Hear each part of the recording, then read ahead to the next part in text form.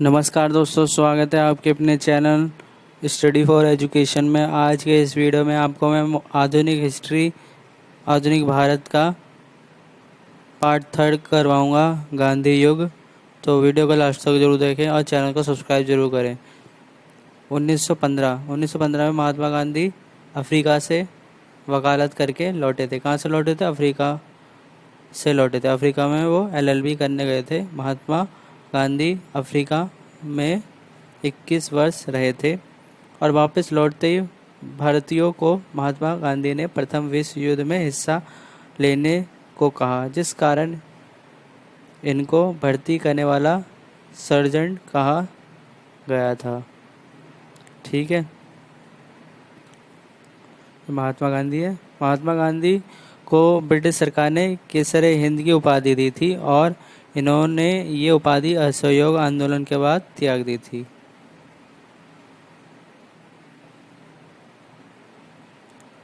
अब बात करते हैं नेक्स्ट पॉइंट पे। 1917 गांधी जी ने कई सारे आंदोलन शुरू करे थे देश में। अपना सबसे पहला आंदोलन बिहार के चंपारण जिले में किया था, नील खेती के विरोध किया था ये। दूसरा आंदोलन गुजरात के खेड़ा में किया था, कर नहीं देने से संबंधित था। तीसरा आंदोलन अहमदाबाद में मजदूरों के साथ भूख हड़ताल की थी। तो सबसे पहला कौन सा था ये पूछ लिया था, चंपारण में नील खेती के विरोध में। उसके बाद ये भी पूछ लिया था गुजरात का पहला आंदोलन कौन सा था। गुजरात का पहला आंदोलन था खेड़ा जिले में। अब इसके बाद 19 मार्च 1919 को ब्रिटिश सरकार ने कौन सा एक्ट पास किया था? रोलर एक्ट पास किया था, ये भी याद रखें। अलीपुर बम कांड में सैफुद्दीन किचलू को गिरफ्तार कर दिया गया था।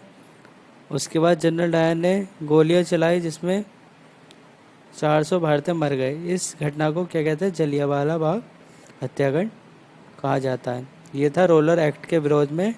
ये जलियांवाला बाग में एक प्रदर्शन हो रहा था। उसमें क्या था? इसमें एक ही गेट था और जिसमें से ये जलियांवाला बाग है, यहाँ पर जनरल डायर चला गया और उसने गेट बंद करके एक साथ सभी निर्दोषों को गोली मारने के लिए कह दिया था।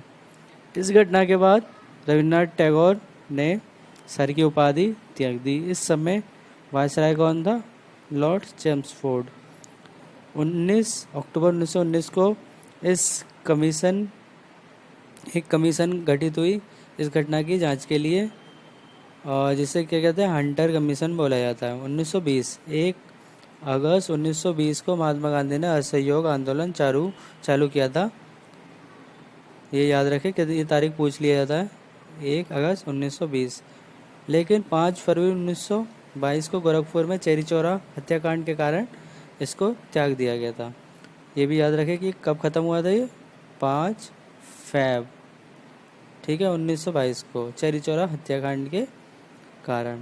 अब उसके बाद 1923 में एक और प्रमुख घटना हुई थी। मोतीलाल नेहरू, जो कि जवाहरलाल नेहरू के पिताजी थे, उसके बाद चित्तरंजन दास, इन दोनों ने मिलकर स्वराज पार्टी का गठन किया था।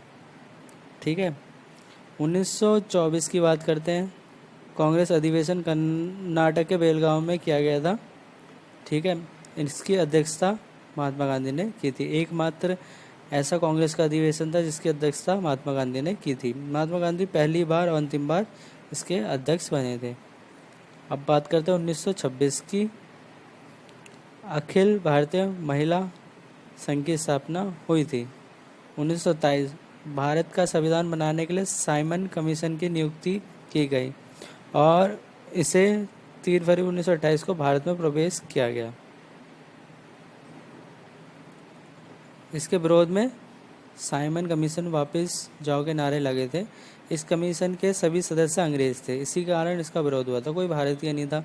अंग्रेज थे तो मतलब अपने अनुसार वो कानून बनाते, भारतीयों की जो मांग थी वो मानते नहीं थे। लाठियों के पहाड़ से लाला लाजपत राय की मृत्यु हो गई थी। ये विरोध कर रहे थे साइमन कमीशन वापस जाओ के नारों के साथ, और इनको लाठियों से प्रहार किया गया और इनकी मृत्यु हो गई। नोट 1927 में बटलर कमेटी भी बनी थी। इसका मुख्य उद्देश्य सरकार और राज्यों के बीच संबंधों को सुधार करना था। उसके बाद 1928 नेहरू रिपोर्ट, भारतीयों ने संविधान सिद्धांतों की रिपोर्ट प्रस्तुत की जिसे नेहरू रिपोर्ट कहा जाता है। अध्यक्ष कौन थे? अंसारी और मोतीलाल नेहरू। 1929 की बात करते हैं। कांग्रेस अधिवेशन कहाँ पर हुआ था? लाहौर में हुआ था, जो अब पाकिस्तान में अध्यक्ष थे जवाहरलाल नेहरू। इस अधिवेशन में पूर्ण स्वराज की मांग की गई थी, मतलब पूर्ण आज़ादी की मांग की गई थी। संविधान बनाने के लिए गोलमेज सम्मेलन के बारे में चर्चा की गई थी। सवर्णीय अवज्ञा आंदोलन करने का निर्णय लिया गया। अब बात करते हैं 1930 गोलमेज सम्मेलन। प्रथम गोलमेज सम्मेलन 1930 में हुआ था और द्वितीय 1931, तृतीय 1932। इन तीनों सम्मेलनों में संविधान का 40% काम पूरा हो गया। इम्पोर्टेंट नोट, तीनों सम्मेलन में कौन गए थे? भीमराव अंबेडकर गए थे। सविनय अवज्ञा आंदोलन चालू 12 मार्च 1930 को साबरमती आश्रम से कितने 78 शिष्यों के साथ दांडी मार्च चालू करा था महात्मा गांधी ने। और 6 अप्रैल 1930 को दांडी में नमक तोड़कर सवर्णीय अवज्ञा आंदोलन शुरू हुआ। 1931 में गांधी इरविन समझौते के साथ ही यह आंदोलन बंद हुआ। 1935 में भारत सरकार सुधार अधिनियम पारित किया गया। इसके फलस्वरूप सांसदों को सीटें निर्धारित की गई। सांसदों की निर्धारित सीटों से मुस्लिम वर्ग सहमत नहीं था। 1940 में मोहम्मद अली जिन्ना ने अलग पाकिस्तान बनाने की मांग रखी थी। इसके बाद बात करते हैं 1942 क्रिप्स मिशन। भारत का संविधान 60% बनकर तैयार हो गया था। इस समय भारत का वायसराय लॉर्ड लिथिंगो था। उसके बाद भारत छोड़ो आंदोलन कब हुआ था? 8 अगस्त 1942 में और 9 अगस्त 1942 को शुरू हुआ था। सबसे पहले मुंबई और कोलकाता में शुरू हुआ था। उद्देश्य अंग्रेजों भारत छोड़ो। इसमें अंग्रेजों भारत छोड़ो का नारा दिया था गांधी जी ने। 1946 कैबिनेट मिशन। इस मिशन के अंतर्गत भारत का संविधान बनकर तैयार हो गया। 1947 लॉर्ड माउंटबेटन योजना के अनुसार भारत और पाकिस्तान दो अलग देश बना दिए गए। भारत और पाकिस्तान के बीच की रेखा को क्या कहते हैं? रेड क्लिफ रेखा। इन्होंने रेड क्लिफ ने ये रेखा खींची थी, इसलिए उसके नाम पे ही रखा गया है। इस प्रकार कई वर्षों की गुलामी के बाद भारत देश स्वतंत्र हो गया और इसका संविधान 26 जनवरी 1950 को लागू कर दिया गया। इम्पोर्टेंट पॉइंट, 1919-1920 में अली बंदियों ने तुर्की के खलीफा के समर्थन में अंग्रेजों के विरोध में खिलाफत आंदोलन चालू किया था। इस आंदोलन का अध्यक्ष महात्मा गांधी को नियुक्त किया गया। महात्मा गांधी के गुरु का नाम कौन था? गोपाल कृष्ण गोखले।